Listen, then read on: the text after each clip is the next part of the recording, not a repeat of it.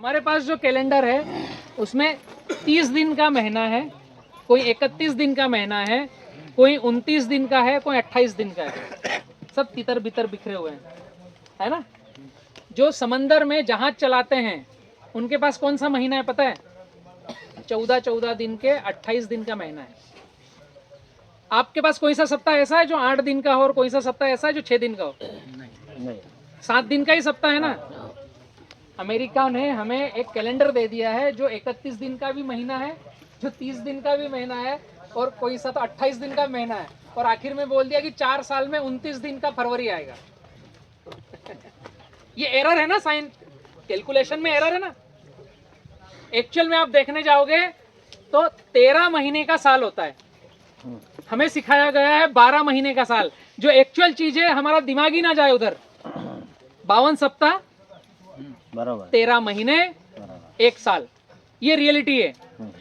हमें बताया गया है 12 महीने, जिसमें कोई महीना 31 का, कोई 30 का, कोई 28 का, कोई 29 का।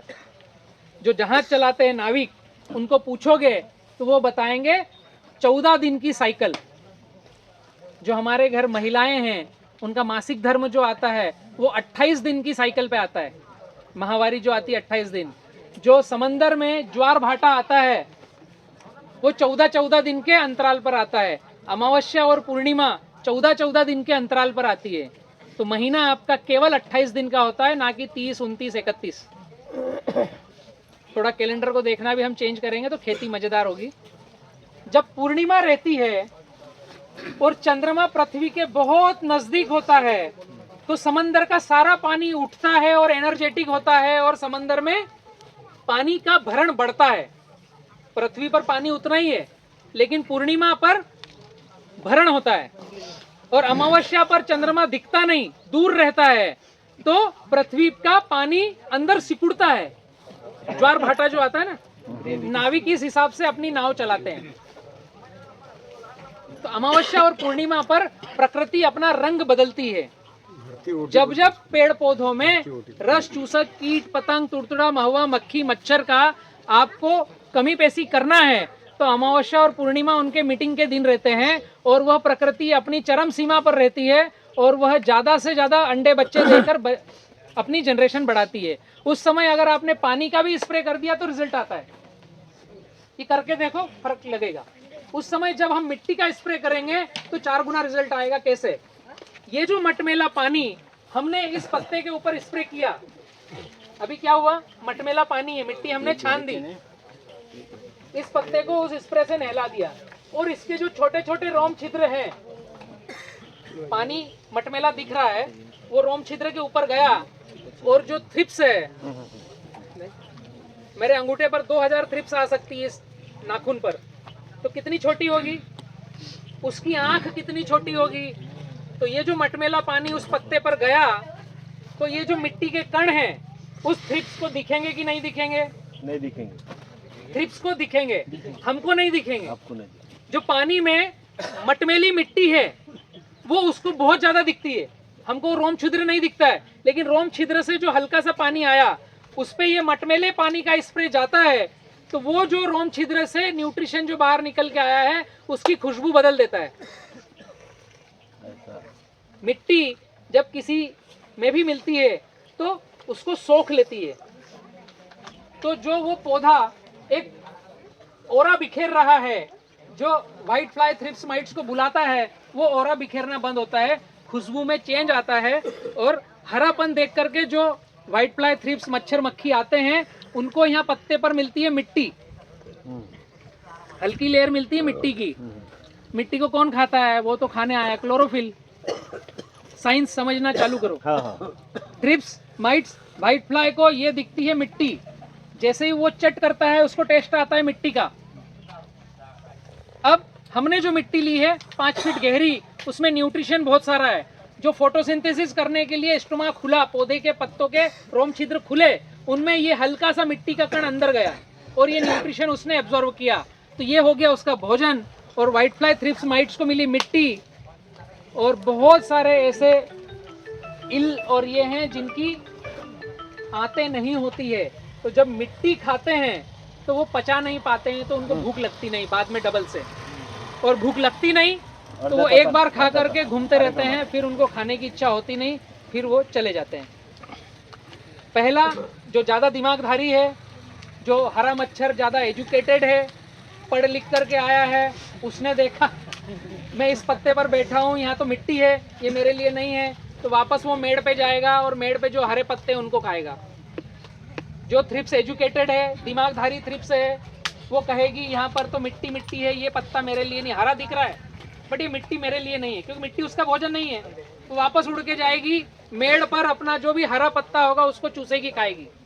सिंपल साइंस है, मिट्टी को कोई खाता नहीं, जो खाता उसको पचती नहीं। इसलिए मिट्टी का स्प्रे आपके पेड़ पौधों पर 100 गुना काम करता है। और आप जब मिट्टी का स्प्रे करते हो तो व्हाइट फ्लाई, हरा मच्छर, थ्रिप्स सब दिखता है, लेकिन पौधा तंदुरुस्त रहता है। जहां भी हम स्प्रे करें उस जगह खेत की मेड़ पर कोई स्प्रे ना करें। हमने जब खेत में स्प्रे किया, आपने इमिडाक्लोपिड का किया हो या मिट्टी का स्प्रे किया हो, आपने रस चूसक कीट को भगाने के लिए किया है ना।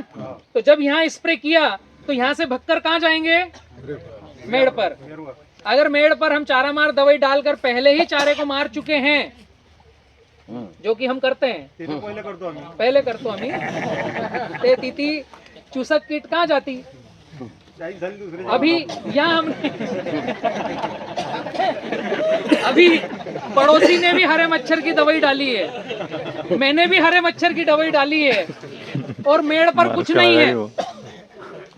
ये मच्छर क्या करेगा, एक लिमिट तक मरेगा, फिर टॉलरेंस हो जाएगा। अभी भैया 5 ml दवाई एक पंप में, अब 7 ml दवाई, फिर 12 ml दवाई एक पंप पे, तो भी हरा मच्छर मरता नहीं। तो मेड़ पर हरे खरपतवार ताजा चाहिए, जो पेड़ पौधों से निकलने वाले कीट पतंग का भोजन बने। उनको मारना बंद करो, उनको जिंदा रहने दो, तो हमारे पेड़ पौधों को कम खाएंगे। तो ये मिट्टी का स्प्रे काम करता है। यही हम केला जब लगाते हैं तो उसके हर 15 दिन में उस पर मिट्टी का स्प्रे करते हैं, तो पौधा हष्ट पुष्ट बढ़ता है। कपास में मैं जब खेती करता था, अभी हम तुअर, मूंगफली, कपास, सोयाबीन, आपका डॉलर चना, इनकी खेती करते हैं, तो मार्केट से कोई दवाई लाते नहीं, केवल मिट्टी का स्प्रे करते हैं। शुरू से आखिरी तक कोई दवाई लाकर डालने की जरूरत नहीं। हमारे इधर किसान का ऐसा दिमाग में बैठा है कि स्प्रे नहीं करो तो कुछ आएगा नहीं। इसके लिए आपको क्या करना है, मैंने जो ये साइंस बतलाया ये प्रूवन है, हम काफी सालों से कर रहे हैं। अब आपको अपने खेत में प्रैक्टिकल करना है। जो भी फसल है उसके बीच में 5 लाइनों को मिट्टी का स्प्रे करो, बाकी अपनी मनपसंद दवा डालो। रिजल्ट पहले खुद देखो, आए तो करना, नहीं आए तो मत करना। इसमें पैसा तो लग नहीं रहा है, बराबर। मिट्टी खोद कर डालना है, 3000 रुपये बचाना एक कोठी। दूसरा एक काम और चालू कर सकते हो, आप कपास में 5 स्प्रे लेते हो तो एक स्प्रे आपका मनपसंद लो, दूसरा स्प्रे मिट्टी का लो, तीसरा मनपसंद लो, चौथा मिट्टी का लो, 5वां मनपसंद लो, छठा मिट्टी का लो। आपकी दवाई आधी हो जाएगी।